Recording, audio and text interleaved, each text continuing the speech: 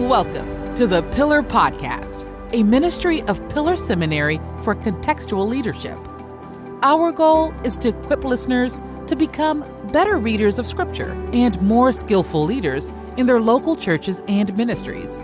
If you would like to learn more about Pillar Seminary and sign up to receive exclusive content from Pillar's faculty, please visit pillarseminary.org.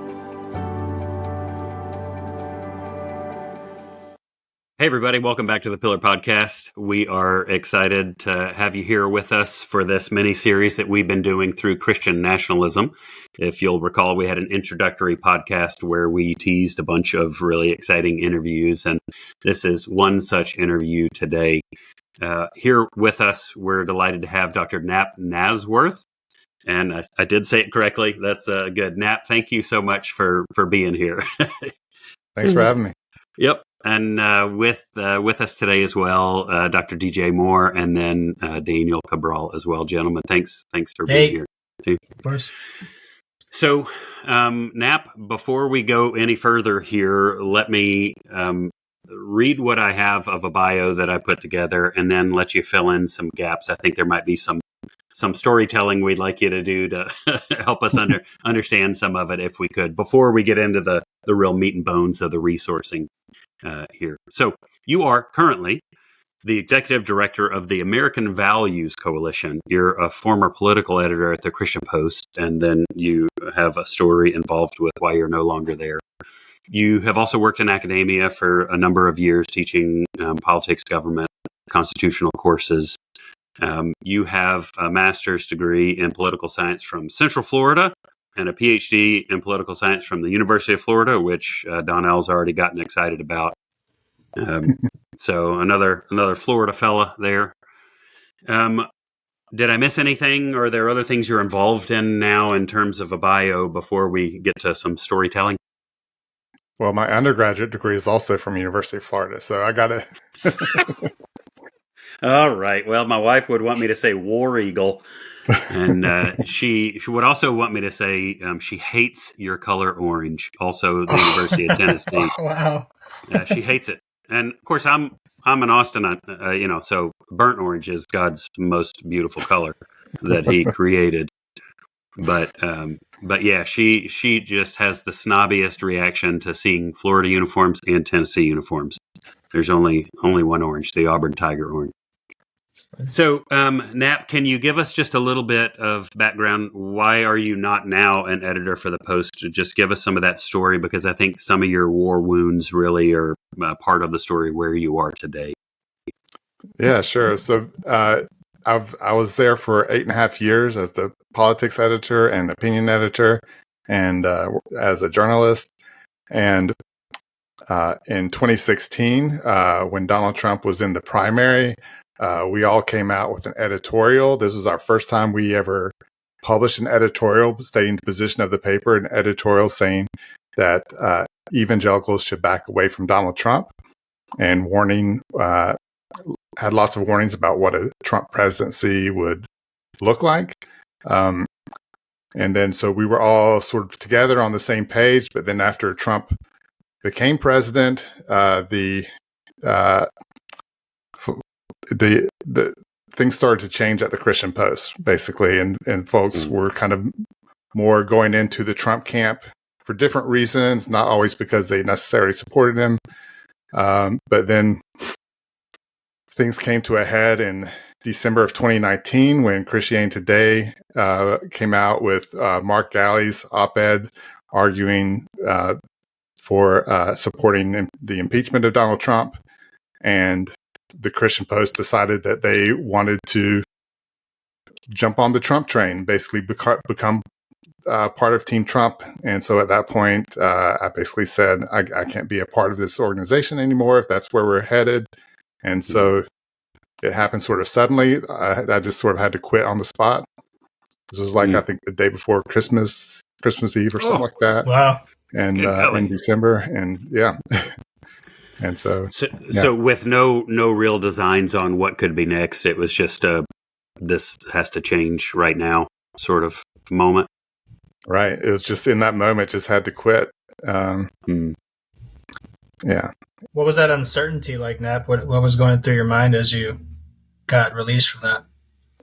Yeah, it was a difficult time for sure, with a lot of uncertainty, a lot of stress, and something I wouldn't recommend is I just quit on the spot before telling my wife, and then we had that conversation. But oh man, she was actually supportive. She understood the reasoning as well. So yeah, it was a difficult time. At the same time, there was a lot of support coming my way. A lot of people reaching out to offer their support and encouragement. And so that was, that was good as well, as just seeing how many people supported what I did. Mm. So yeah, that's a fascinating, I guess, a different angle. You didn't immediately just become an exile wandering in the wilderness, wondering if there were allies. You had allies come to your aid and bring comfort and succor, I guess. Is that what I'm hearing? Yeah, it's like the meme of the never Trumper. There are dozens of us, So, I guess getting to what was next, did you begin the American Values Coalition? Did you find them and join up with them? How did this arise? How did your relationship with it arise out of this? So our board chair, Neil Rickner, found me and came to me and asked me to lead the organization. And this was before we, started it. So we worked on it together, and as far as launching it, and launched it in October of 2021. Okay. So there was some time between the end of the Christian Post and I guess just working on this, or was it? Yeah, I was basically a freelance writer throughout 2020. As I was working, one of those, I was working for Christians Against Trumpism and Political Extremism. So I was writing their daily newsletter in the lead up to the 2020 election. Oh, man, you're just right in the middle of things. Right. The pastor in me is just kind of, I'd want to hide from some of that, but I guess you're just front and center in these issues, and there's just really nowhere to hide. And I guess you see no reason to hide, or what? Yeah, I mean, it's important to me. It's just the most important issue of the day right now is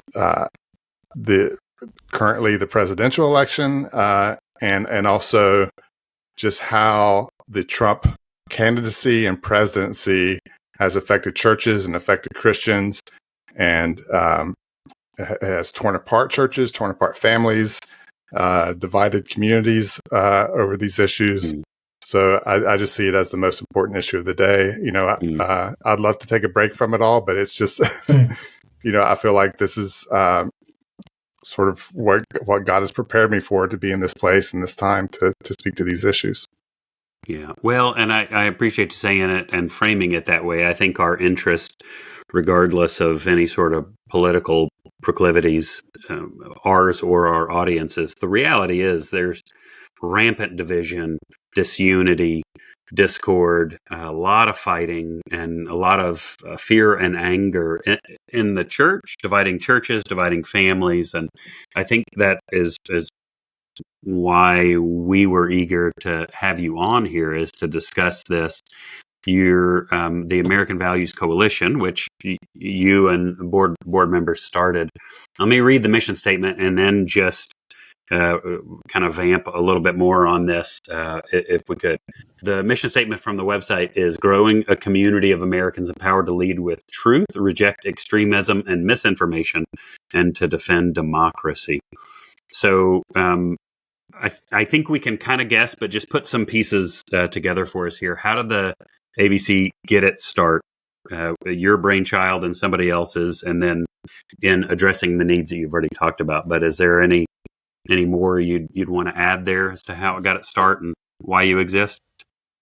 Yeah. So the way we think about it is the coalition, the people that we're reaching out to, are people who are more or less on the right side of American politics, or basically live in sort of red communities, conservative communities, families, churches, and that sort of thing.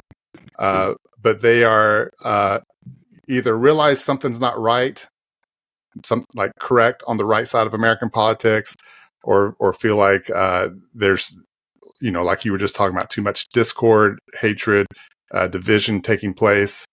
Okay. And they've been impacted themselves. They've been impacted by it, oftentimes in their own families or in their own churches or in their own communities where they've seen these divisions. We hear these stories all the time, like, he was the best friend at my wedding and I can't even talk to him anymore, kind of thing. Yeah. So people who have been impacted, who realize there's something wrong, they're trying to make sense of it. We want them to know there's other people going through what they're going through. Okay. That there's a community of people who are experiencing the same things. Here's a community. Here's some information. Here's helping you understand what's going on and helping you with some resources to rebuild those relationships. Okay. And I guess I don't quite know how coalitions work. Is there like a list you sign up on? Is it a community that you find membership in? Do you how do you know who else is there if you're somebody listening? Yeah, so join our email list. Okay. We have the weekly book club. We have small group courses. We have lots of different resources. So there's different ways that you can get involved. Follow us on social media. Okay. And then of course we have our conferences that where we go to different cities, and so maybe in person as well. For some folks, there might be those opportunities as well. Now, was AVC the primary driver of the conference that I attended? Is that you guys kind of setting that up and making it happen? Yeah, that's pretty much how it happened.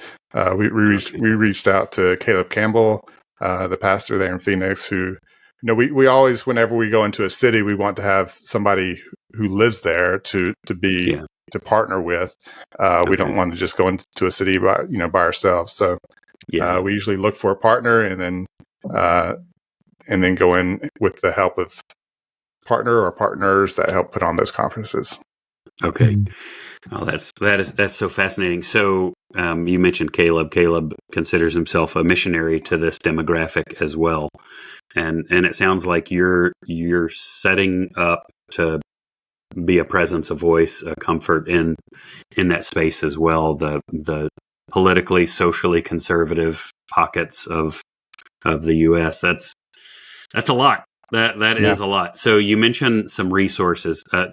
Donnell and Daniel, by the way, feel free to interrupt here if you have things to say. I'm sorry it's fascinated rambling here.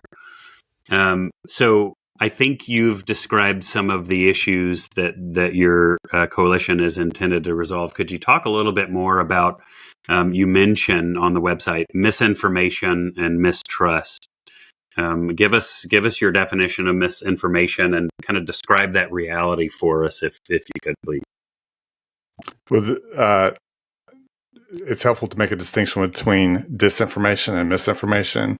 Okay. So disinformation is intentional and misinformation is unintentional, spreading of things that aren't true. And so, it starts with the disinformation, but often what happens is people on social media or in personal relationships will end up spreading misinformation unintentionally because they've been exposed to the disinformation or from misinformation from others. And so, a lot goes into, why someone would spread misinformation. And so the way that we think about it is like the problem is many different things. There's many different angles to this that's all taking place at the same time. So one of them is like the social media algorithms, which tend to elevate emotional content, right? And especially sometimes angry content. Right. So you have the problem of social media and how much time you spend on social media and the content you're seeing in your social media feed, how that is developed, understanding how that's specifically designed for you based upon your previous history, right? Yeah. So there's understanding social media. Okay. Then there's also the problem of media itself and the way that, for instance, cable news works and how cable news, in order to keep you watching and to keep you engaged, they have to present the information in a certain way. And so understanding how cable news works is also part of it. And understanding, talk radio and people who get their news from like YouTube channels or maybe even just newsletters. It's like understanding where this news and information is coming from. Okay. Right. Also, there's the problem of political partisanship. And so understanding that the way that you receive and process information is based upon your biases.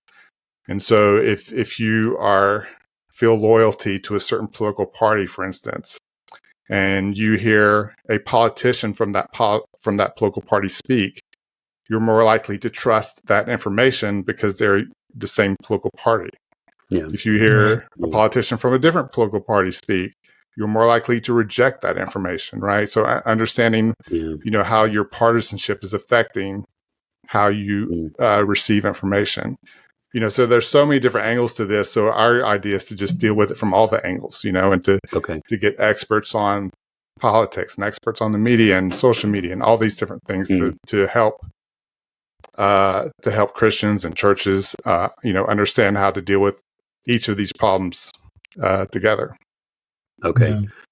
Yeah. And some of that is resourcing on the website. Some of that is conferences, but there are maybe more specific trainings that you guys do, or how does that work?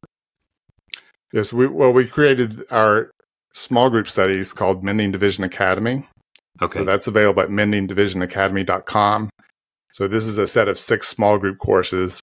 And we developed these because of, we decided if we go into a city and hold a conference and then leave, like what's next? What if, pastors or churches want to dig deeper into some of the issues that we're bringing to the table?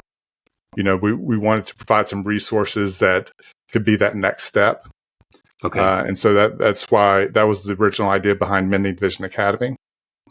Okay. And so church small groups can take these courses and go through them with their small groups. And they're dealing with, these issues that I've talked about, conspiracy theories, social media, things like that.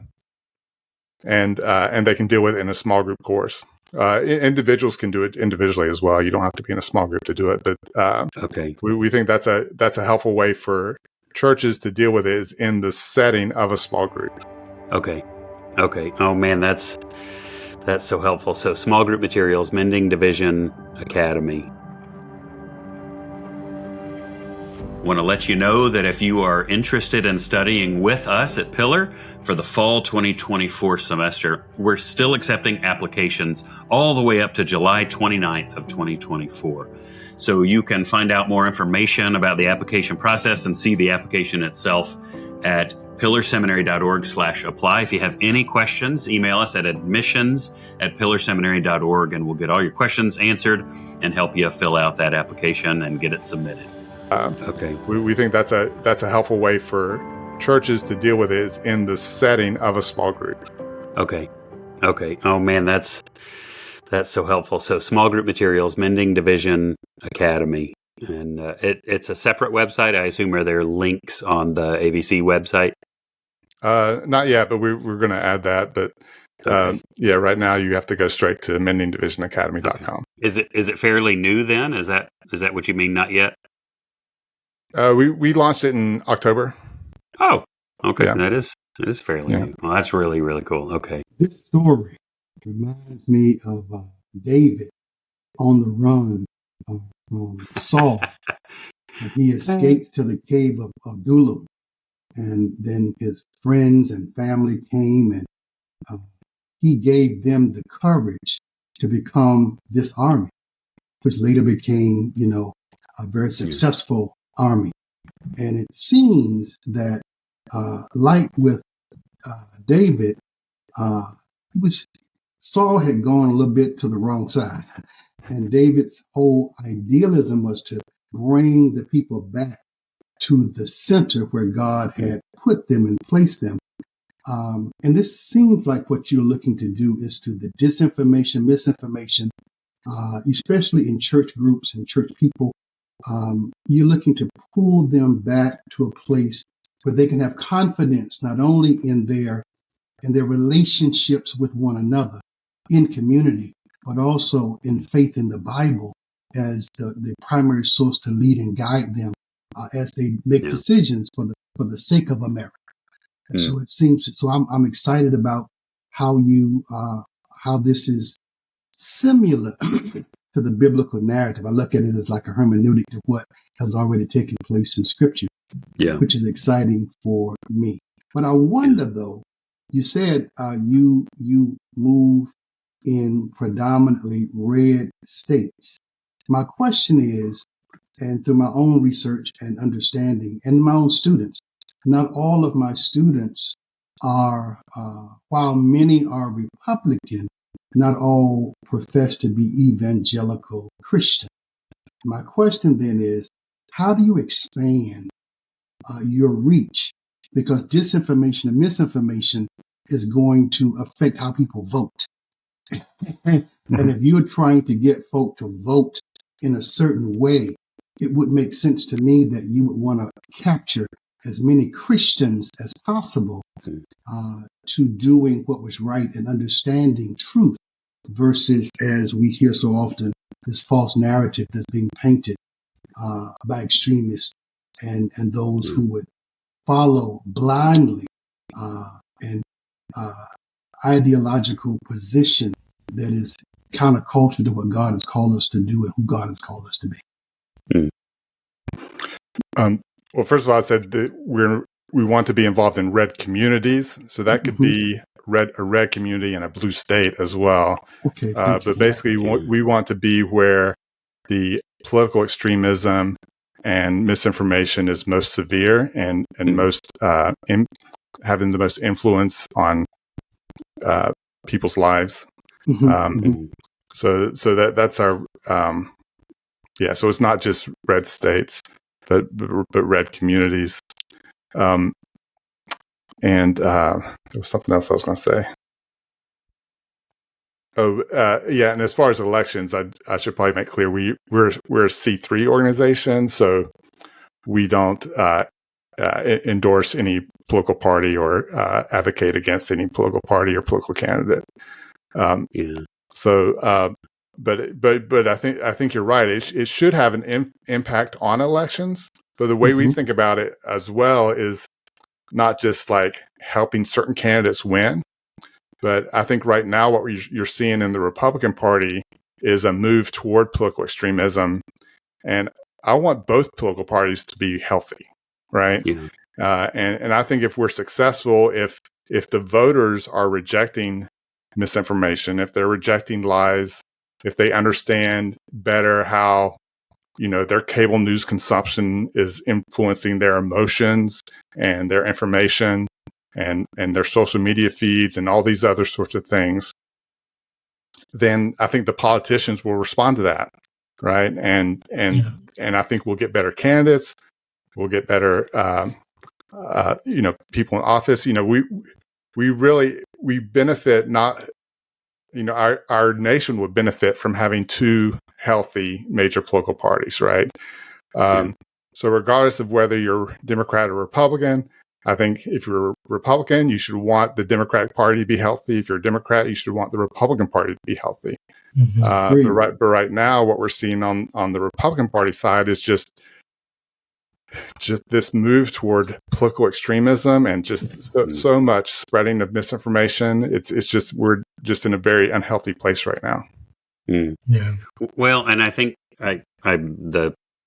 it feels like it's in your name, right? The values that you're trying to combat and then maybe subvert and inculcate with other healthier values, the modes of being, the posture that's needed in any and all contexts. I think that's really wonderful. You mentioned bridge building on your website, and I think that is another significant habit of certain values that are sorely lacking in our public discourse, regardless of party.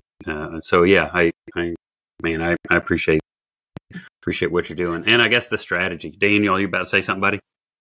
Yeah, just to kind of go off of the previous question and Napp's answer, also for context for people that maybe won't look into it, like you're saying, some people need to be trained into looking into what's true and what is actually going on. You're coming at this to go off of your guys' last Instagram post. You're not a Democrat, to use your words, right? So whatever that may mean to you, the people that might consume this might immediately think, oh, well, he's defending the Democratic side.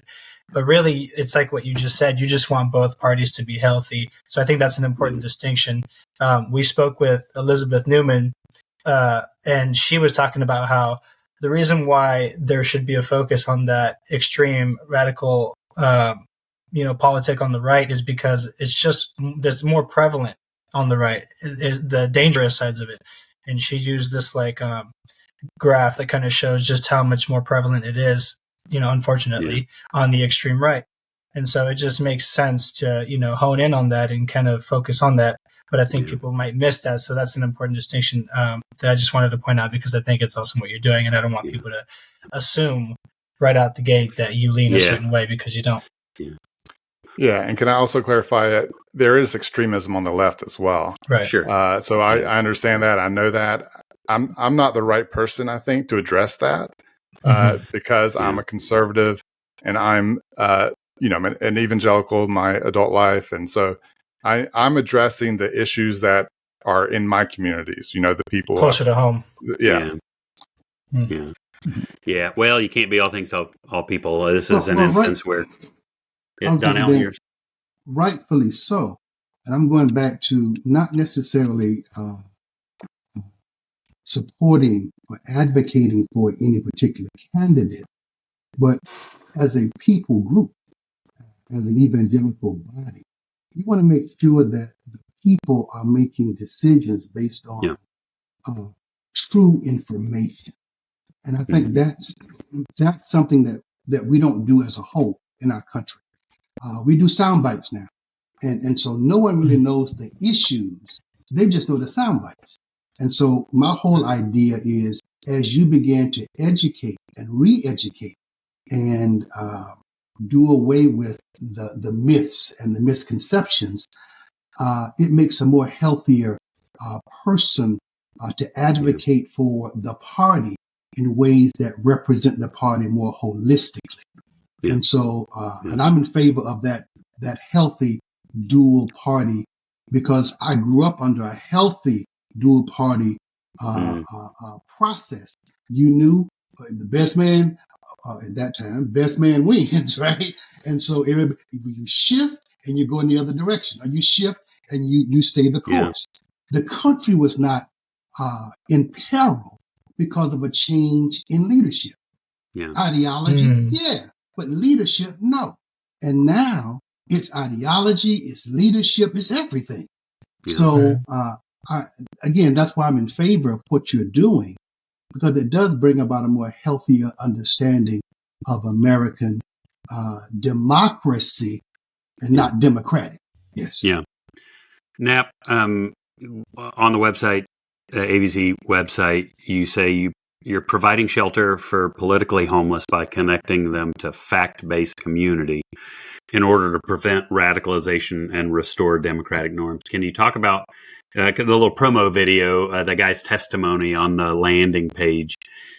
Countering misinformation with facts doesn't work, but building bridges does. And so what does it mean to be a part of a fact-based community, but one that is able to build bridges and not just give people a barrage of information that they might reject anyway? Like, what does that look like? Yeah. So if you have a relationship with somebody in your life who you're concerned about because they're drifting towards political extremism or they're spreading misinformation, and in ways that are hurtful, so some of the stories like you saw in the video, they're, especially in 2020, we heard this a lot about like vaccine misinformation and people concerned about, they just had a baby, but are their parents vaccinated? Will my baby be able to see their grandparents? Kind of all those issues that came about because of COVID. And so the misinformation was really impacting people's lives in really meaningful ways. And so, the building the bridges, it's once someone has misinformation in their brain, it's very hard to get it out, right? So I would just ask you or your listeners to think about the last time they changed their mind about something, right? It's not that often, right? We tend to stick to what we believe. And we don't often change our minds. That's probably a good thing, because it would be very unstable for us if we were changing our minds on a daily basis. Sure. But so just understanding that, that relationship that you're having, with a relative or a friend who's you're really concerned about, it's not going to be like one conversation, like you present the facts and they change their mind, right? It's going to have to be, you have to think of it as a long-term relationship and a long-term project. And sometimes it may mean changing the subject or talking about something else. But just to be able to maintain that relationship.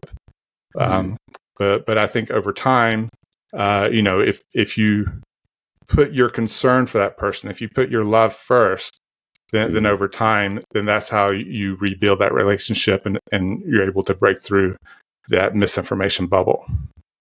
Man, it's such a different mindset, I guess, than fixing a problem. You see a problem, and at least my personality, I want to deal with it, I want to fix it. But it's a person, an image bearer, and it requires nurture and love and a long-term commitment to be able to engage more healthily.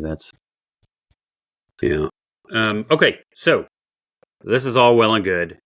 How can we be a part? You've mentioned Mending Division Academy. I would like you to talk a little bit about the J29 cohort, which is one of the things that you're doing. Could you give a rundown of that real quick, please? Yeah, thanks for giving me the opportunity. So the J29 Coalition is a new project that we have, especially for pastors. So it's going to build a community of pastors who are also dealing with these same issues, who can be in community with each other, to talk to each other about what they're experiencing as pastors and ministry leaders in their own congregations, in their own ministries. And we're going to connect them with experts on these different topics to help provide them with resources and community. So our first J29 cohort will begin next month. This is being recorded March, so I'm not sure when you're posting it, but it'll start in April. Yeah. Okay. And the first cohort will be up to 50 pastors. Okay. So there still may be some spots left if you're listening to this now and are interested. Okay. We'll meet 10 times throughout the year on a webinar, and then we'll meet together in Chicago. We're going to pay for the trip to Chicago for a little 2-day retreat to get to meet everyone in person in Chicago. Oh, what a cool resource. Are there other things that exist like this? I mean, it feels very important, but I've never heard of anything like this. Yeah, I haven't seen anything else that really deals with the issues that we're talking about, as far as like the hyperpolarization, the misinformation, political extremism, a lot of the topics that we're going to be dealing with. I think one of them is called, why do my congregants hate me so much? It's like, dealing with, the things that pastors have experienced, especially in the last few years, helping them, really dive in to those topics in a deep way. Okay. Oh, man. Yeah. So important. Is it only for senior pastors? Is there space for folks who are on a pastoral staff in another capacity? What's the... Right. You don't have to be a senior pastor, but anyone who has a role in political discipleship, so that can vary depending on the church, what title that would actually be. But yeah, if you have a role in your church for political discipleship, then this is open to you. Okay. Nice. Yeah. Oh man, it just seems so important and so close to home for so many. I would imagine this sort of network and training.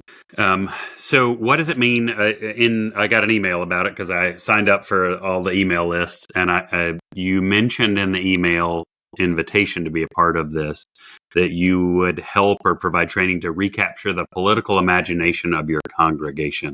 Can you help us understand what that means, what you aspire to with that? Yeah, I think for decades now, especially in conservative churches, you've seen political discipleship simply mean like what position you should take on a political issue, or what political party you should support, or what political candidate you should support. But I think we need to go deeper than that and think about, like, what does it mean to be a follower of Jesus in a democracy in America today? And what does that look like to be a good citizen? And so it's not just about positions you take or how you vote. It's about how you go about, being involved in your political life. So how do pastors and churches disciple their congregations, to think about it in those terms? Yeah. Well, that is a reimagination. Sorry, I interrupted there, though. Yeah. Keep going. Yeah. So I think in churches, I think a healthy political imagination, depending on your community, it's entirely likely that you will have Republicans and Democrats in the same congregation. And so learning how to speak to each other and how to learn from each other and understand each other better, that can be sort of a little microcosm of what should be happening in the political sphere, right? Yeah. So when the church is healthy and doing that well, then that helps our politics overall, where broadly speaking, our government works better when Republicans and Democrats are able to speak to each other and work together on areas of agreement and for the common good. Don't stir up division amongst brothers. Yeah. I feel like I've heard that somewhere. Yeah. Oh man. It really, it just comes back down to disciple making. Every time, the genuine formation of image bearers, I think, is to reflect the glory of God and not seek after glory or power. That's it. That's all of our issues. So I appreciate what you're doing here, taking the bull by the horns, I guess, and training the trainers, the leaders. Seems like a pretty important strategy, and one that would be most welcome amongst pastors who feel alone. Yeah, and I think it's challenging for pastors because you don't. We're not generally accustomed most often to speaking about politics from the pulpit. The pastors who do speak about politics from the pulpit are generally partisan, and that's not what we want to do either, right? But it's a challenge because we want Christians to be good citizens, and good citizens means be involved in our government. But it tends to be the case that the more people get involved in politics, the less they look like Jesus. They come to see their partisan enemy as their partisan opponent as an enemy rather than somebody made in the image of God. So that's the real challenge I think pastors have in political discipleship. Also, I do know that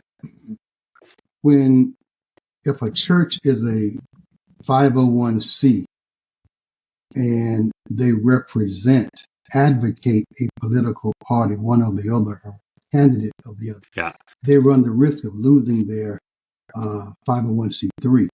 And so, which is another reason why, if we're going to do this thing in the church, to learn to do with civility and dealing with equity. So you bring people to the church after worship, preferably, and talk about issues that confront community and give them hard facts about these are the issues and these are the positions, and leave it to the people to make a decision. Yep. That is well said. Whew, there's a lot of work to be done, but we appreciate you in this space, Napp. It was just a wonderful relief for me to learn about you and what you're doing, and really, really encouraging to know, like we found out with Elizabeth, we're not alone, we're not crazy. And they're really good people like you and many others doing really important and timely work in this space. And we're grateful for it. And we're excited for our audience of students and other folks in ministry of various sorts to know about these resources. So last thing here, just to make sure we make our call to action very clear. You can sign up for an email newsletter with American Values Coalition. You can join me and you in a book club. I just signed up yesterday and started reading a book with you guys. And that feels like an ongoing opportunity for learning, I would imagine. There are still spots, am I correct, at least at the time of this recording, for J29? Is that still?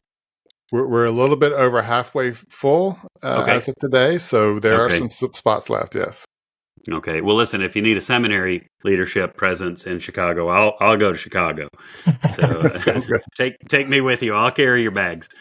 But yeah, and then mendingdivisionacademy.com, is that the web address? Okay, I guess you could just Google Mending Division Academy. Right now, it's a separate website. Soon will be linked to AVC, but really, really wonderful. Thank you so much, Napp, for your time. Thanks for all this work you're doing. Really, really appreciate you. And, yes, thanks for having me. Thanks for giving me the opportunity. Absolutely. Okay, Daniel, thanks to you guys as well. We'll wrap it up and pick up where we left off with another fun interview of somebody in this space that's offering real solutions and real help towards disciple making in holistic and healthy ways. So yeah, thanks again, Napp. Appreciate it. Thanks, Napp. Thank you. You may or may not know that we exist entirely from two different revenue streams. One is tuition revenue, and the other is from donations from supporters, generous supporters like many of you. We could not do what we do, including this podcast, which is a ministry of Pillar Seminary, without your generous support. We would ask you to prayerfully consider, if you haven't already, joining us, partnering with us, and supporting the work and the ministry that we do here in all of its forms at Pillar Seminary. You can find out more, and you can go online to give at pillarseminary.org/give.